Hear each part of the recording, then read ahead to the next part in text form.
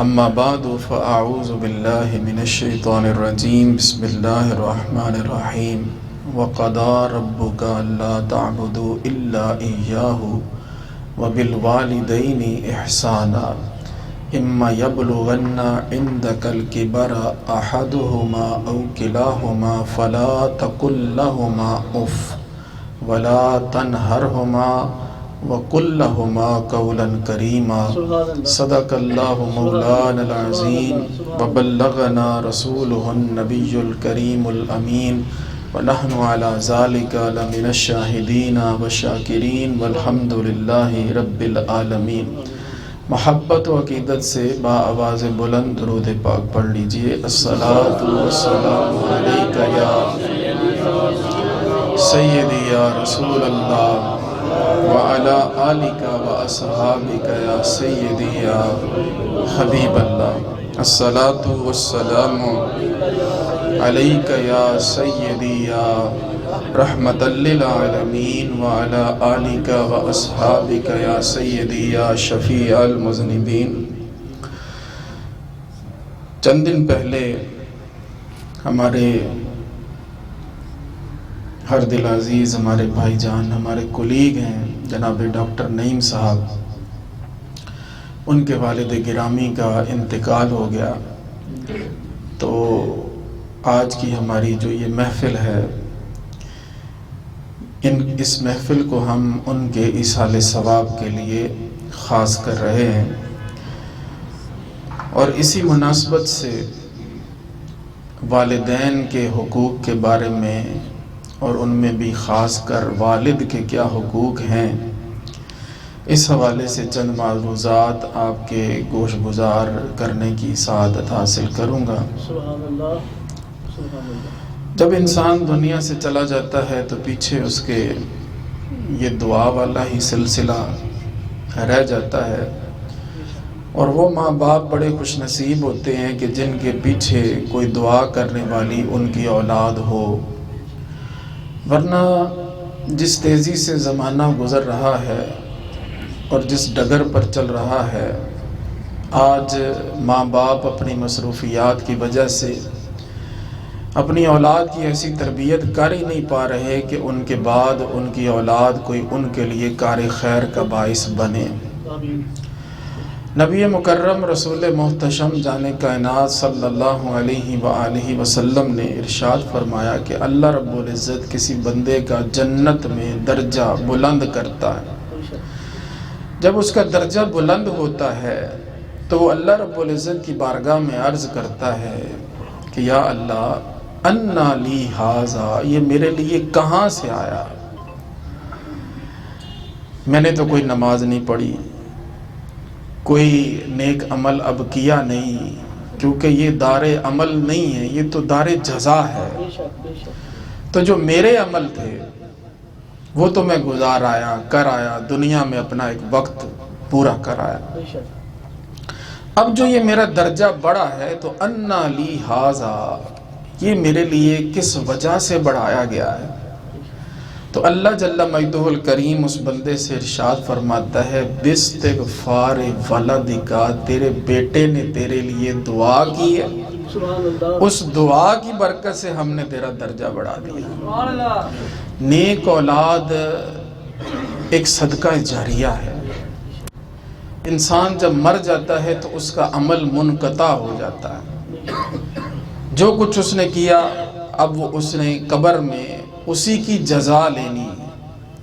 لیکن تین چیزیں آقا کریم صلی اللہ علیہ وآلہ وسلم نے ارشاد فرمایا کہ ایسی ہیں کہ بندہ قبر میں بھی چلا جائے تو پیچھے اس کو اس کا ثواب ملتا رہتا ہے۔ فرمایا اذا مات العبد انقطع عملہ، جب بندہ مر جاتا ہے تو اس کا عمل منقطع ہو جاتا ہے، الا من ثلاث، تین چیزوں کے علاوہ۔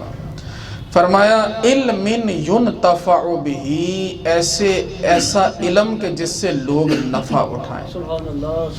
اس نے کوئی کتاب لکھ دی، ہمارے قبلہ حضرت صاحب نے آب کوثر لکھی اور رسائل لکھے کہ جن کو آج بھی پڑھ کے لوگ ہدایت حاصل کر رہے ہیں، جن کو آج بھی پڑھ کے البرہان جیسی کتاب ہے، آج بھی پڑھ کے دلوں میں محبت مصطفیٰ صلی اللہ علیہ وسلم کا سمندر موج زن ہو جاتا ہے۔ آب کوثر لکھی کہ جس کو پڑھ کے درود پاک پڑھنے کا شوق اور شغف پیدا ہوتا ہے۔ تو یہ وہ نیکیاں ہیں کہ جو ان کے مزار میں بھی ان کے درجات کی بلندی کا باعث بن رہی ہیں، اور قیامت تک چونکہ یہ کتابیں یوں ہی رائج رہیں گی، کیونکہ ان کو قبولیت کی سند تو سرکار کی بارگاہ سے ملی ہے، تو جب وہاں سے ملی ہے تو انشاءاللہ یہ سلسلہ تو اب قیامت تک چلے گا۔ اور پھر فرمایا کہ صدقۃ جاریہ، ایک صدقہ جاریہ ہو، یعنی کہیں کسی ایسے معاملے کی ضرورت ہو، اس ضرورت کو پورا کر دیا، وہ سلسلہ چل رہا، کوئی ہسپتال بنا دیا، لوگ وہاں جاتے ہیں اپنا علاج کراتے ہیں، کوئی اس نے مدرسہ کھول دیا، لوگ وہاں پہ دین کا علم سیکھ رہے ہیں، کہیں پانی کی ضرورت تھی وہاں پہ اس نے پانی کا اہتمام کر دیا، کہیں پل کی ضرورت تھی وہاں پہ اس نے پل بنوا دیا، کوئی ایسا معاملہ کر دیا، کوئی مسجد بنا دی اس نے، جو کہ قیامت تک ایک سلسلہ چل رہا ہے، اس کی قبر میں اس کا ثواب پہنچ رہا ہے۔ اور فرمایا ولد صالح یدعو لہ، وہ اس کی نیک اولاد جو اس کے پیچھے اس کے لیے دعا کر رہی، جو اس کے پیچھے اس کے لیے دعا کر رہی۔ جب اولاد اپنے ماں باپ کے لیے دعا کرتی ہے تو ماں باپ کی قبر میں بھی اس کا ثواب جاتا ہے، وہ قبر میں خوش بھی ہوتے ہیں، اور اللہ رب العزت ان کے درجات میں بلندیاں بھی عطا فرماتا ہے۔ تو اس لیے یہ بڑا ضروری ہے کہ ماں باپ اپنی اولاد کی اچھی تربیت کریں اور ان کو اس قابل بنائیں کہ وہ ان کے لیے مرنے کے بعد کسی ثواب جاریہ کا باعث بن سکے۔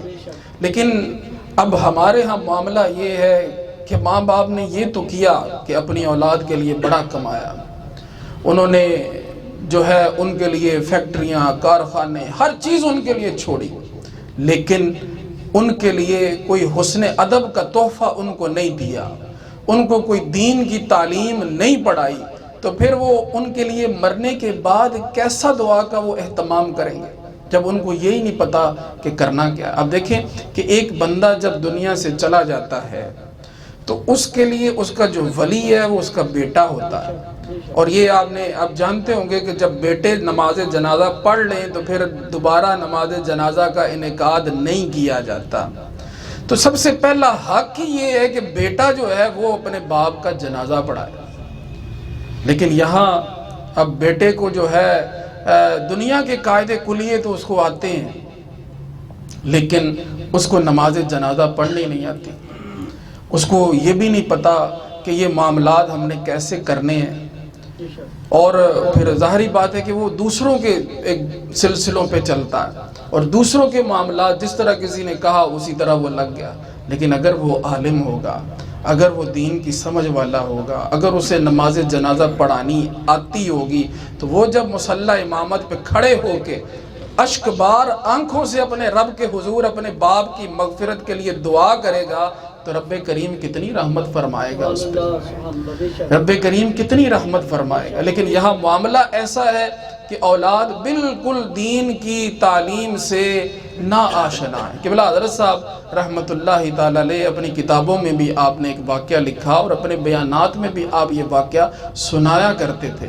آپ یہ فرماتے ہیں کہ ایک شخص میرے پاس آیا یہاں مسجد میں، اور اس نے یہ کہا کہ کیا میرے والد کا انتقال ہو گیا ہے تو کیا آپ کے پاس کوئی غسل دینے والا ہے، کوئی غسال ہے آپ کے پاس؟ تو قبلہ حضرت صاحب فرماتے ہیں کہ میں نے اس کو کہا کہ ہم نے کوئی غسل دینے والا تو نہیں رکھا، لیکن ایسا ہے کہ یہ کوئی ایسا مشکل معاملہ نہیں ہے، تو میں تم کو غسل کا طریقہ بتا دیتا ہوں، تو تم اس طریقے سے جا کے اپنے والد کو غسل دے لو۔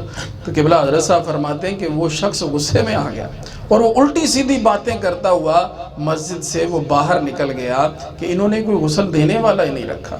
تو یہ ذمہ داری کوئی غسل دینے والی کی نہیں ہے، نماز جنازہ پڑھانا جو ذمہ داری ہے وہ مسجد کے امام کی نہیں ہے، یہ ذمہ داری اولاد کی ہے کہ جو اپنے باپ کے مرنے کے بعد اس کے مال کے، اس کی وراثت کے حقدار بننے میں سب سے پہلے ہوتے ہیں، اس کی تجہیز و تکفین میں بھی ان کو سب سے آگے اور سب سے پہلے ہونا چاہیے۔ لیکن ایسے ایسے معاملے ہوئے کہ اس میں کسی کو کچھ پتہ نہیں، دعا کسی کو کرنی نہیں آتی، ماں باپ مر جائیں تو وہ 1-2 دن کے بعد کوئی قبر پر جا کر دعا کرنے والا نہیں ہوتا، لیکن جب یہ دنیا داری کے معاملات ہیں تو ان میں سارے آگے آگے ہیں۔ ایسی ایسی چیزیں، ایسی ایسی باتیں سامنے آئی سوشل میڈیا کے ذریعے کہ میں نے دیکھا کہ ایک شخص جو ہے وہ مر گیا ہے، ہسپتال والوں نے اس کو ڈیڈ قرار دے دیا ہے، اور اس کی ڈیڈ باڈی جب ایمبولینس میں رکھی جا رہی ہے تو بیٹے نے کاغذ تیار کروا کے جیب میں ڈالے ہوئے ہیں، اور وہ شیشے سے کسی نے تصویر کھینچی ہے اور وہ اس نے لگائی ہے فیس بک کے اوپر کہ یہ دیکھیں کہ مرے ہوئے باپ کی ڈیڈ باڈی سے اس کا انگوٹھے کا نشان بیٹا جو ہے وہ کاغذوں پہ لگوا رہا ہے، وہ کاغذوں پہ لگوا رہا ہے۔ یہ دنیا کا نظام ہے، دنیا کی باتیں ہیں، لوگ ماں باپ کی کیسے جو ہے وہ قدر کریں۔ ایک ابھی چند دن پہلے ایک ویڈیو سوشل میڈیا پہ آئی کہ جنت البقیع شریف میں، کہاں؟ جنت البقیع شریف میں، جہاں مر کے دفن ہونے کا ہر مسلمان کا ایک اس کی تمنا ہے دلی، تو ایک کسی کا باپ جو ہے وہ خوش قسمت کہ وہ مرنے کے بعد اسے جنت البقیع شریف میں دفن کیا جا رہا ہے، ابھی اس کی میت یوں قبر میں اتر رہی ہے، ابھی اس کی قبر یوں میت جو ہے اس کی قبر میں اتر رہی ہے، اور اس کے بیٹے اس کی وراثت کی وجہ سے آپس میں لڑ رہے ہیں، وہ آپس میں لڑ رہے ہیں۔ ویڈیو باقاعدہ فیس بک کے اوپر موجود ہے کہ باپ قبر میں اتر رہا ہے، ابھی تک اس کا کفن بھی میلا نہیں ہوا، ابھی تک آگے کئی معاملات ہیں جو کہ کرنے والے ہیں، اور بیٹے آپس میں لڑ رہے ہیں اس کی وراثت کے اوپر۔ یہ معاملہ ہے دنیا کا۔ یہ کس وجہ سے ہے؟ جب اولاد کو دین کی تعلیم دی نہیں، جب دنیا ہی دنیا ان کے لیے کمائی اور دنیا ہی دنیا ان کے لیے چھوڑی ہے، تو پھر انہوں نے یہی کام کرنے ہیں سارے کے سارے۔ حضرت شیخ سعدی علیہ رحمہ فرماتے ہیں کہ میں نے ایک منظر دیکھا، ایک معاملہ دیکھا تو میرے اوسان خطا ہو گئے، میں بڑا پریشان ہوا۔ ایک امیر کبیر آدمی ہے، اور میں اس کے پاس اس کو ملنے کے لیے گیا تو اس نے مجھے یہ بتایا کہ اللہ رب العزت نے مجھ پہ کرم کیا، اللہ پاک نے ہر نعمت مجھ کو عطا کی، لیکن میری کوئی اولاد نہیں تھی، لیکن میری کوئی اولاد نہیں تھی۔ تو پھر میں نے ہر طرح کے جتن کیے، کسی نے مجھے یہ کہا کہ فلاں جگہ سے دوا لے لو، میں وہاں چلا گیا، کسی نے کہا فلاں جگہ جا کے دم کرا لو، تعویذ لے لو، یہ کروا لو، وہ کروا لو۔ میں نے ہر طرح کا جتن کیا کہ رب مجھے اولاد عطا فرما دے۔ مجھے کسی نے یہ بتایا کہ فلاں جگہ پر ایک درخت ہے، اس درخت کے پاس جا کر اگر کوئی دعا کرے تو اللہ اس کی دعا قبول کر لیتا ہے۔ میں اس درخت کے پاس گیا، وہاں جا کے میں نے اللہ سے دعا کی، رب نے مجھے یہ چاند سا بیٹا عطا فرمایا، نوجوان اس کا بیٹا۔ حضرت شیخ سعدی علیہ رحمہ فرماتے ہیں کہ جب میں وہاں سے نکلا نا تو میں نے دیکھا، یہ بات سن کر میرے کانوں میں یہ بات پڑی، یہ بات سن کر میرے دل کو بڑی تکلیف پہنچی کہ وہ جو بیٹا ہے وہ پردے کی اوٹ میں کھڑا یہ بات کر رہا تھا کہ اگر مجھے اس درخت کا پتہ چل جائے تو میں وہاں جا کر یہ دعا کروں کہ رب میرے بابے کو اٹھا لے، میں وہاں جا کر یہ دعا کروں کہ رب میرے ابے کو اٹھا لے، کیونکہ اب اس کی ضرورت نہیں ہے۔ تو اللہ جل مجدہ الکریم نے تو اپنی عبادت کے بعد جن ہستیوں کی عزت اور احترام اور ان کے حقوق کی پاسداری کرنے کا حکم ارشاد فرمایا وہ ماں باپ، فرمایا وَقَضَىٰ رَبُّكَ أَلَّا تَعْبُدُوا إِلَّا إِيَّاهُ وَبِالْوَالِدَيْنِ إِحْسَانًا۔ تمہارے رب نے فیصلہ کر دیا کہ عبادت کرنی ہے تو صرف اسی کی کرنی ہے، اور اس کے بعد اپنے ماں باپ کا حق ادا کرنا ہے، ان کے ساتھ احسان کرنا۔ اما یبلغن عندک الکبر احدہما او کلاہما، ماں باپ بوڑھے ہو جاتے ہیں نا جب، تو ان کا معاملہ جو ہے وہ بچوں کی طرح ہو جاتا ہے۔ وَمَن نُعَمِّرْهُ نُنَكِّسْهُ فِي الْخَلْقِ، یہ رب کریم کا فرمان ہے کہ جس کی عمر جب بڑھ جاتی ہے تو وہ اپنی تخلیق میں وہ پیچھے کی طرف آ جاتا ہے، اس کا معاملہ وہ بچوں کی طرح ہو جاتا ہے، پھر اس کو سنبھالنا پڑتا ہے، بڑا خیال کرنا پڑتا ہے۔ تو جو خوش قسمت اولاد ہے اس کے نصیب میں یہ بات بھی آتی ہے کہ وہ اپنے ماں باپ کے بڑھاپے میں ان کا سہارا بنے، اور اس معاملے میں آ کے پھر خیال کرنا اور ان کی ہر ضرورت کی پاسداری کرنا یہ بڑا مشکل کام ہے۔ تو اللہ جل مجدہ الکریم فرماتا ہے کہ اس میں تم نے صبر سے کام لینا ہے۔ اگر وہ بوڑھے ہیں تمہارے پاس ہیں، ایک ہے یا دو ہیں، دونوں ہیں، تو کیا ہے فَلَا تَقُلْ لَهُمَا اُفْ، تم نے انہیں اف نہیں کہنا، ان کو کوئی ایسی بات جو ہے وہ تم نے نہیں کہنی۔ فرمایا اف نہیں کہنی تو مطلب کوئی ہائے کہہ سکتے ہیں یا کوئی اور کلمہ کہہ سکتے ہیں؟ تو مفسرین فرماتے ہیں کہ اف سے مراد ہر وہ چیز ہے، چاہے وہ کلمہ ہے یا اشارہ ہے، جس چیز سے ماں باپ کا دل دکھتا ہے تم نے وہ نہیں کرنی، تم نے وہ نہیں کرنی۔ اب یہ کلمہ اف ہے نا، یہ تو ہماری اصطلاح میں اف کا جو کلمہ یہ تکلیف کے لیے بولا جاتا ہے۔ اگر یہی کلمہ دنیا کی کسی زبان میں تکریم کے لیے بولا جائے تو پھر اس کے جواز والی بات ہوگی۔ اصل معاملہ یہ ہے کہ حکم علت پر ہوتا ہے، جس چیز سے ماں باپ کو تکلیف پہنچے وہ تم نے نہیں کرنی۔ ایسا ہوتا رہتا ہے کہ ایک جو ہے زبان میں کوئی کلمہ جو ہے وہ اہانت والا ہوتا ہے تو دوسری زبان میں وہ کلمہ جو ہے وہ تکریم کے لیے بولا جاتا ہے، تو اس چیز کا لحاظ بھی سامنے رہے گا۔ بہرحال کوئی اشارہ، کوئی کلمہ، کوئی بات، کوئی ایسا لہجہ کہ جس سے ماں باپ کا دل دکھے وہ کرنے کی اجازت نہیں ہے۔ حضرت ابن عباس رضی اللہ تعالیٰ عنہ تو یہاں تک فرماتے ہیں کہ ماں باپ کے سامنے تم نے اپنے کپڑے بھی نہیں جھاڑنے کہ مبادا تمہارے کپڑوں سے دھول اڑ کے ماں باپ کے اوپر پڑ جائے، کپڑے بھی تمہیں جھاڑنے کی اجازت نہیں ہے کہ اس میں سے دھول اڑ کے وہ ماں باپ پر پڑے۔ تو ہم کہاں بیٹھے؟ ماں باپ کا ہمیں کتنا خیال ہے؟ ماں باپ وہ ہیں کہ جو ہمارے دنیا میں آنے کا ایک ظاہری سبب ہے۔ دیکھیں حقیقی سبب اللہ رب العزت، مؤثر حقیقی اللہ رب العزت ہے۔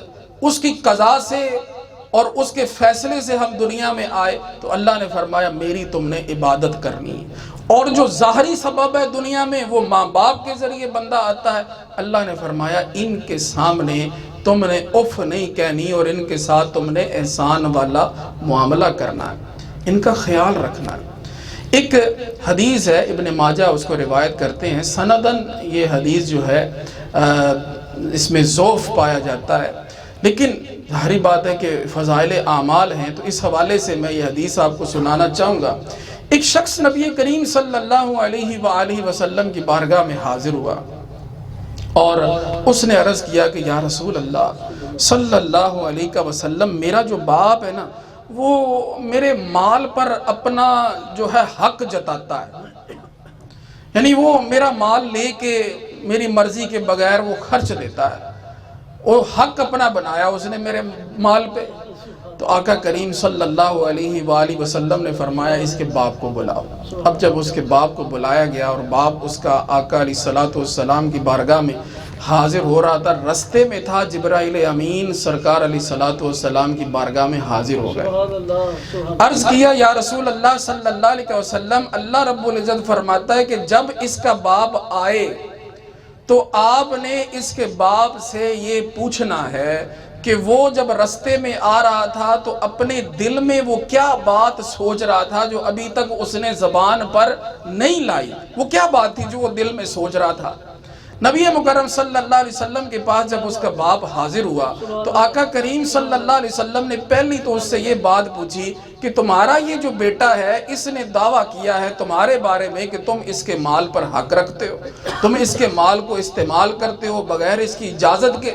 تو اس کے باپ نے یہ کہا یا رسول اللہ اس سے یہ پوچھیں کہ جو اس کا مال ہے کیا میں نے اپنی ذات کے علاوہ یا اس کی پھپھیوں اور اس کی خالاؤں کے علاوہ کبھی کسی پر استعمال کیا، یہ آپ اس سے پوچھیں۔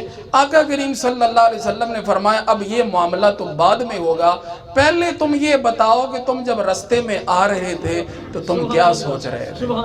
وہ حیران ہو گیا کہ یہ کون سے کیسے یہ معاملہ ہوا، اور آقا کریم صلی اللہ علیہ وسلم آپ کے علم پہ، آپ کی قدرتوں پہ، آپ کے اختیارات پہ اس کا جو ایمان ہے وہ مزید بڑھ گیا. اس نے عرض کیا یا رسول اللہ صلی اللہ علیہ وسلم میں جب رستے میں آ رہا تھا تو کچھ اشعار جو ہیں وہ میرے ذہن میں آ رہے تھے, کچھ اشعار وہ میرے ذہن میں آ رہے تھے.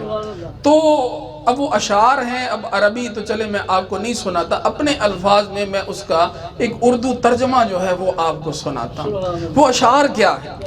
تو وہ باپ یہ سوچتا ہوا رستے میں آ رہا ہے, وہ کہتا ہے کہ اے میرے بیٹے, جس دن تو پیدا ہوا ہماری محنت کے دن اسی دن سے شروع ہو گئے. تو روتا تھا, ہم سو نہیں سکتے تھے. تو نہیں کھاتا تھا تو ہم کھا نہیں سکتے تھے. تو بیمار ہو جاتا تھا تو تجھے لیے کبھی کسی طبیب کے پاس علاج معالجے کے لیے مارے مارے پھرتے تھے, کبھی کسی کے پاس کہ کہیں تجھے کچھ ہو نہ جائے, کہیں تو مر نہ جائے. حالانکہ موت الگ چیز ہے اور بیماری الگ چیز ہے. پھر تجھے گرمی سے بچانے کے لیے میں دن رات کام کرتا رہا کہ میرے بیٹے کو ٹھنڈی چھاؤں مل جائے. ٹھنڈ سے بچانے کے لیے میں نے پتھر توڑے, تغاریاں اٹھائیں کہ میرے بچے کو گرمی مل جائے. جو کمایا تیرے لیے, جو بچایا تیرے لیے, تیری جوانی کی خواب دیکھنے کے لیے میں نے دن رات اتنی محنت کی کہ اب میری ہڈیاں تک کمزور ہو گئی ہیں, لیکن تو ایک کڑیل جوان بن گیا. پھر یوں ہوا کہ مجھ پر خزاں نے ڈیرے ڈال لیے, لیکن تجھ پر بہار آ گئی. میں جھک گیا, تو سیدھا ہو گیا. اب میری خواہش اور امید پوری ہوئی کہ اب تو ہرا بھرا ہو گیا ہے. چل اب زندگی کی آخری سانسیں میں تیری چھاؤں میں بیٹھ کر گزاروں گا. مگر یہ کیا کہ جوانی آتے ہی تیرے تیور بدل گئے, تیری آنکھیں ماتھے پر چڑھ گئیں. تو ایسے بات کرتا ہے کہ جیسے میرا سینہ پھاڑ کر رکھ دیتا ہے. تو ایسے بات کرتا ہے کہ کوئی غلام سے بھی ایسے بات نہیں کرتا. پھر میں اپنی ساری زندگی کی محنت کو جھٹلا دیا. میں نے اپنی ساری زندگی کی محنت کو جھٹلا دیا اور میں نے یہ سوچ لیا کہ میں تیرا باپ نہیں, میں تیرا نوکر ہوں. نوکر کو بھی کوئی ایک وقت کی روٹی دے ہی دیتا ہے, تو نوکر سمجھ کر ہی مجھے روٹی دے دیا کر. جب یہ اشعار وہ سناتے سناتے اس کی نظر آقا کریم صلی اللہ علیہ وسلم کے چہرے پر پڑی تو آقا کریم صلی اللہ علیہ وآلہ وسلم اتنا رو رہے تھے کہ آپ کی داڑھی مبارک بھی جو ہے وہ آپ کے مبارک آنسوؤں سے تر ہو رہی تھی. تو آقا کریم صلی اللہ علیہ وآلہ وسلم جلال میں اپنی جگہ سے اٹھے اور اس شخص کو کہا میری بات سنو, آئندہ میری نظروں کے سامنے نہ آنا, اور اگر تم اپنے باپ کی یہ بات کرتے ہو کہ اس نے تمہارے مال سے کچھ لیا ہے, فرمایا انت و مالک لابیک, انت و مالک لابیک, انت و مالک لابیک. تو بھی تیرے باپ کا ہے اور تیرا مال بھی تیرے باپ کا ہے, تیرا سب کچھ تیرے باپ کا ہے.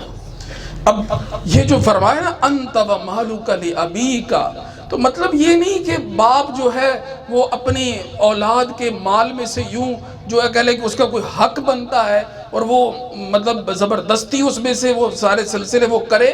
بات یہ ہے کہ اولاد کو یہ بتایا گیا ہے کہ تمہارا جو مال ہے اس میں اپنے باپ کے حق کو بھی پہچانو, کہ آج تم جو یہ مال کمانے کے قابل بن گئے ہو, یہ تمہیں اس قابلیت تک پہنچانے والا وہ تمہارا باپ ہے.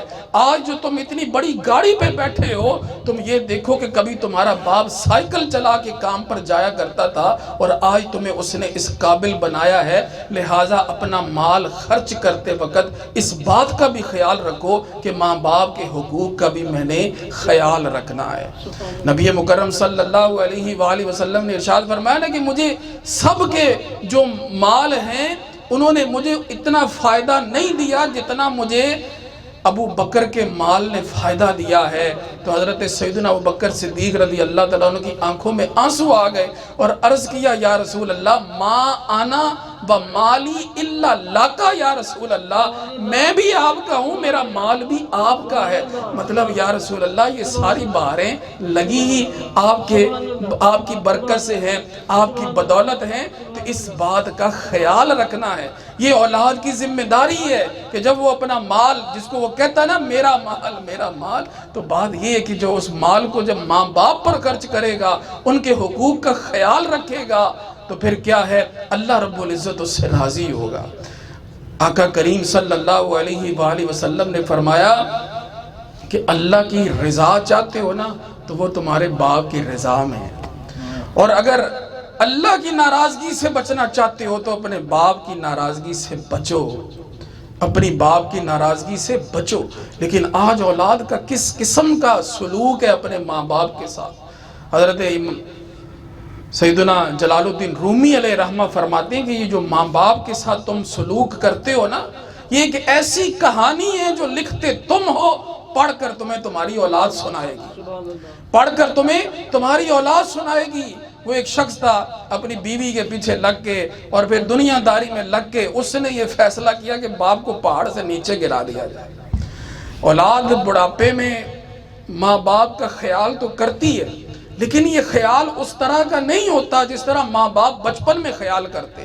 بچپن میں ماں جب کھلاتی پلاتی ہے، جب وہ صاف کرتی ہے، جب وہ خدمت کرتی ہے، تو اس کے منہ پہ دعائیں ہوتی ہیں کہ میرا رب میرے لال کو لمبی زندگی دے، میرا رب میرے لال کو لمبی زندگی دے، اسے کبھی تتی ہوا نہ لگے۔ اگر کبھی کوئی ایسا ہو جائے کہ بچے میں کوئی نقص آ جائے تو ماں اپنا سب کچھ بیچ دیتی ہے۔ بیمار ہو جائے بچہ تو اپنے کانوں کی بالیاں تک ماں جو ہے وہ بیچ کر اس پہ لگا دیتی ہے۔ اگر لوگ اس کے بچے کے بارے میں بات کرتے ہیں تو وہ لوگوں سے ملنا چھوڑ دیتی ہے۔ اس طرح وہ اپنے بچے کو پالتی ہے۔ اس کے منہ پہ ہر وقت یہ دعا ہوتی۔ کبھی کوئی ایسی بھی ماں دیکھی ہے کہ جس نے کبھی یہ کہا ہو کہ یہ میرا بچہ رب کو پیارا ہو جائے، یہ میرا بچہ جو ہے دنیا سے چلا جائے؟ کیا کبھی ایسا بھی؟ ماؤں نے اتنا پیار کیا، باپ اتنا پیار کرتے ہیں، لیکن یہی اولاد جب جوان ہو جاتی ہے، جب یہ اپنے ماں باپ کی خدمت کرتی ہے نا، تو ساتھ اس کے دل میں یہ دعا آ رہی ہوتی ہے کہ اللہ بابا جی نو پردہ دے دے۔ یہ فرق ہے اس خدمت میں۔ وہ یہ ہوتا ہے کہ جتنی جلدی ہو سکتا ہے یہ اب اس محتاجی سے نکل جائے، رب ان کو پردہ دے دے۔ اگر معاملات بگڑ جائے، زیادہ طبیعت خراب ہو جائے، تو وہ پیروں کے فقیروں کے آستانوں پہ جا کے دعائیں کراتا ہے کہ جی دعا کرے رب ان کو پردہ دے دے۔ یہ فرق ہوتا ہے ماں باپ کے جو پیار کرنے میں اور اولاد کی خدمت کرنے میں۔ اسی لیے تو آقا کریم صلی اللہ علیہ وسلم سے ایک صحابی نے پوچھا کہ یا رسول اللہ سخت گرمی ہے کہ پتھر کے اوپر اگر گوشت رکھا جائے تو وہ بھی کباب بن جائے۔ یا رسول اللہ صلی اللہ علیہ وسلم میں نے اپنی ماں کو اپنے کندھے پر سوار کر کے 4 فرلانگ کا سفر کرایا ہے، یا رسول اللہ میں نے ماں کا کوئی حق ادا کیا ہے؟ آقا کریم صلی اللہ علیہ وسلم نے فرمایا تجھے پیدا کرنے کے وقت، تجھے دنیا میں لانے کے وقت تیری ماں نے درد کے جتنے جھٹکے سہے، شاید یہ ان میں سے کسی ایک جھٹکے کا بدلہ ہو سکے، جھٹکے کا بدلہ ہو سکے۔ ماں باپ جو ہیں وہ اتنے جو ہے وہ کریم ہوتے ہیں اور اتنا پیار کرنے والے ہوتے ہیں، لیکن اولاد ہے وہ اپنے کام کاج میں، اپنے سارے سلسلوں میں دنیا داری نے ایسا اندھا کر دیا ہے اولاد کو کہ اب وہ بس یہی معاملے ہے کہ کب جناب یہ ماں باپ جو ہے یہ دنیا سے جائیں اور کب ہم جو ہے آزادی کے ساتھ اپنی زندگی گزاریں۔ آقا کریم صلی اللہ علیہ وسلم نے فرمایا تمہارا یہ جو باپ ہے نا یہ جنت کا درمیانی دروازہ ہے، جنت کا درمیانی دروازہ ہے۔ اب یہ تمہاری مرضی ہے کہ تم اس دروازے کو محفوظ کر لو یا ضائع کر دو۔ تو جو جنت میں جانے کے خواہش مند ہیں تو وہ یہ بات یاد رکھیں کہ جنت میں جانے کے لیے جنت کا راضی ہونا بھی ضروری ہے اور جنت کے دروازوں کا راضی ہونا بھی ضروری ہے۔ جنت کا دروازہ بھی جب تک راضی نہیں ہوگا تو بندہ جنت میں داخل نہیں ہو سکتا۔ آئیے آقا کریم صلی اللہ علیہ وآلہ وسلم کی ایک اور حدیث سنیے۔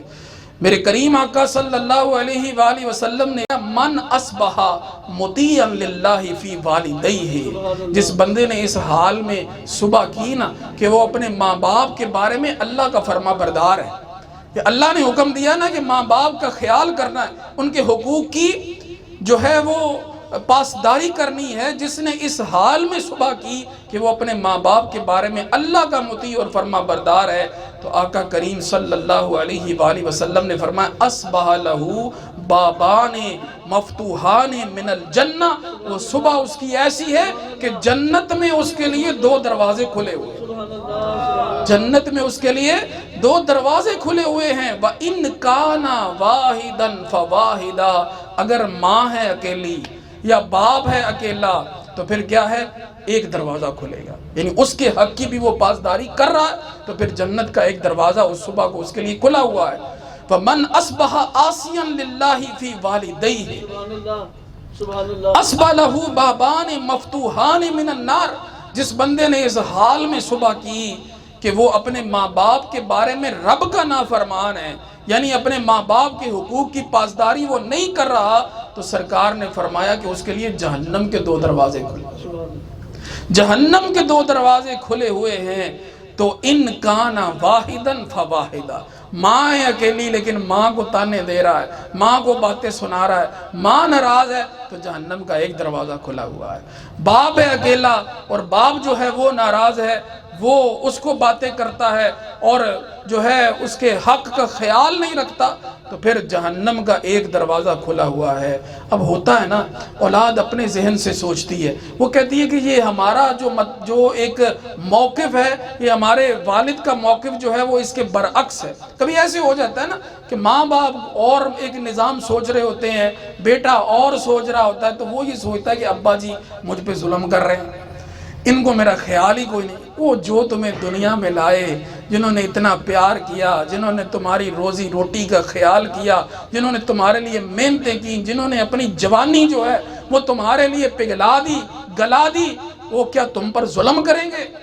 تو اگر یہ بات ہے ماں باپ، لیکن کبھی ایسے ہو بھی جاتا ہے کہ کسی معاملے میں ماں باپ سختی اختیار کرتے ہیں۔ صحابہ کرام نے آقا کریم صلی اللہ علیہ وسلم سے پوچھا کہ یا رسول اللہ صلی اللہ علیہ وسلم، یہ آپ نے اتنی بڑی بات ارشاد فرمائی ہے کہ صبح جو ہے وہ ماں باپ کی رضا میں ہو تو جنت کے دروازے 2 کھلے ہوئے ہیں، اگر ماں باپ ناراض ہیں تو جہنم کے دروازے 2 کھلے ہوئے ہیں۔ یا رسول اللہ، اگر ماں باپ ظلم کرنے والے ہوں، اگر ماں باپ ظالم ہوں تو کیا پھر بھی اولاد کو ان کے حقوق کا خیال رکھنا ہے؟ رسول اللہ صلی اللہ علیہ وسلم نے فرمایا وَإِنْ ظَلَمَاهُ وَإِنْ ظَلَمَاهُ وَإِنْ ظَلَمَاهُ، اور ماں باپ جو مرضی کر لیں، بیٹے کو یہ حق نہیں پہنچتا کہ وہ ماں باپ کے حق کو طلب کرے، وہ ان کے حقوق کی پاسداری نہ کرے۔ ماں باپ کا حق ہے اس پر، وہ جس انداز سے بات کرتے ہیں اس کے لیے یہی ہے کہ وہ اپنے عاجزی کا بازو ان کے سامنے پھیلا کے رکھے، وہ ان کے لیے دعا کرے۔ دعا بھی کیا کرے؟ رب ارحمہما کما ربیانی صغیرا، کما ربیانی صغیرا۔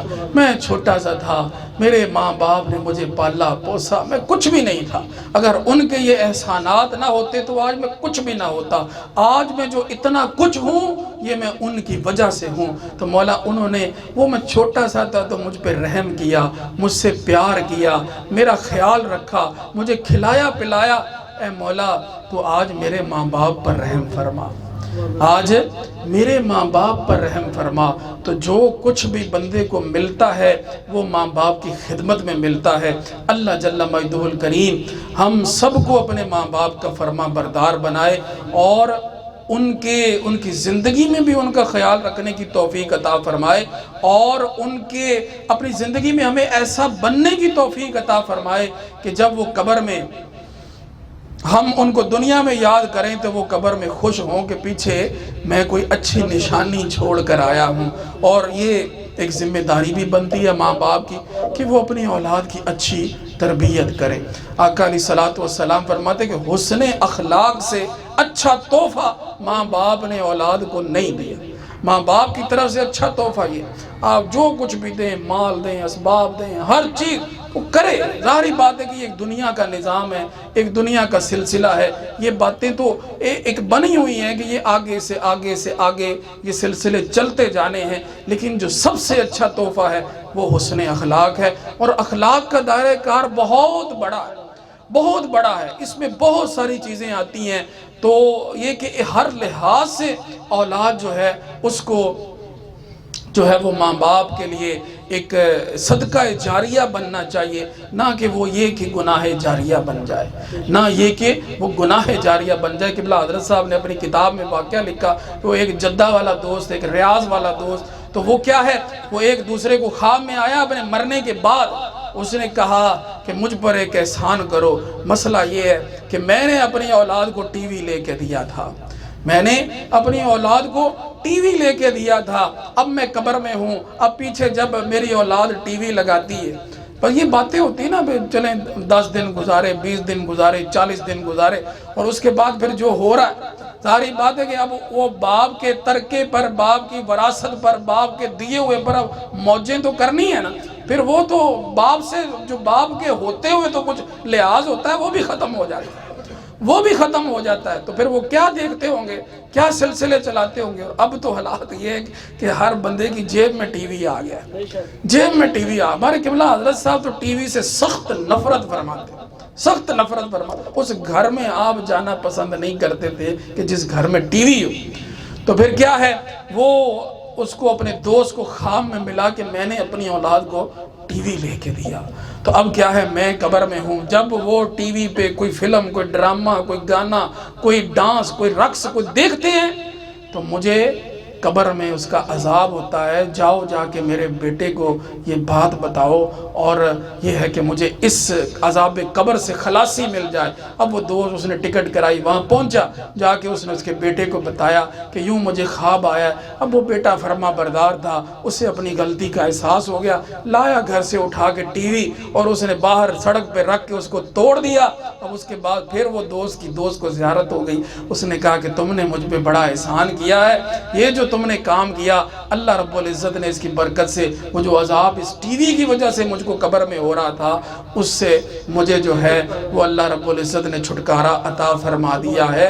تو اس سے پتہ یہ چلا کہ ماں باپ جو بھی اپنی اولاد کے لیے دنیا میں ایک سلسلے کر کے جاتے ہیں, اگر تو وہ ان کو اچھے انداز سے جو ہے وہ چلائیں گے, ایک اچھے انداز سے جو ہے وہ اس کو آگے بڑھائیں گے, تو یہ ماں باپ کے لیے قبر میں جو ہے خوشی کا باعث بنے گا. ان کی قبر ٹھنڈی ہوگی, ان کو وہاں پر سکون ملے گا. اس لیے یہ ماں باپ کے حقوق میں سے یہ چیزیں ہیں کہ ان کے مرنے کے بعد ان سارے معاملات کا خیال رکھا جائے کہ جن سے وہ خوش ہوتے ہیں, وہ خوش ہوتے ہیں. یعنی یہ کہ اگر وہ دنیا میں اپنے کسی رشتہ دار کو مل کے خوش ہوتے تھے تو اس کو ملا جائے, اپنے کسی دوست سے مل کے خوش ہوتے تھے تو اس کو ملا جائے, اس کا خیال رکھا جائے, اس کو تحفہ بھیجا جائے. وہ جس انداز سے زندگی کا نظام چاہتے تھے کہ ایسے چلے, ویسے چلانے کی کوشش کی جائے. اس میں جو شریعت اسلامیہ اور احکام اسلامیہ کا پاس اور لحاظ بھی ہونا چاہیے. یہ ساری چیزیں, اور پھر یہ کہ وقتاً فوقتاً ان کو وہ دعاؤں میں یاد رکھے. جب دعاؤں میں یاد رکھے گا تو جنت میں جب باپ کا درجہ بڑھے گا تو سرکار نے فرمایا نا, وہ رب سے پوچھتا ہے انا لی ھذا, مولا یہ درجہ میرا کیسے بڑھا ہے؟ تو اللہ رب العزت فرماتا ہے باستغفار ولدی کا, اور کوئی بات نہیں, تیرے بیٹے نے دنیا میں تیرے لیے دعا کی ہے, ہم نے جنت میں تیرا درجہ بڑھا دیا ہے. تو یہ پیار محبت یہ کوئی مر کے ختم نہیں ہو جاتا, بلکہ یہ ہے کہ قبر میں بھی کوئی چلا جائے تو پیچھے بھی اس کو اپنی دعاؤں میں یاد رکھنا. یہی ہمارے آقا و مولا صلی اللہ علیہ وآلہ وسلم کی تعلیمات ہیں. اللہ جل مجدہ الکریم ہم سب کو اپنے ماں باپ کا فرما بردار بنائے. اور آج کی اس محفل کی برکت سے ہمارے ڈاکٹر صاحب, ان کے والد گرامی رحمت اللہ تعالی علیہ, اللہ جل مجدہ الکریم ان کی قبر کو بقائے نور بنائے. اللہ رب العزت جنت کے باغوں میں سے ایک باغ بنائے. وآخر دعوایا ان الحمد للہ.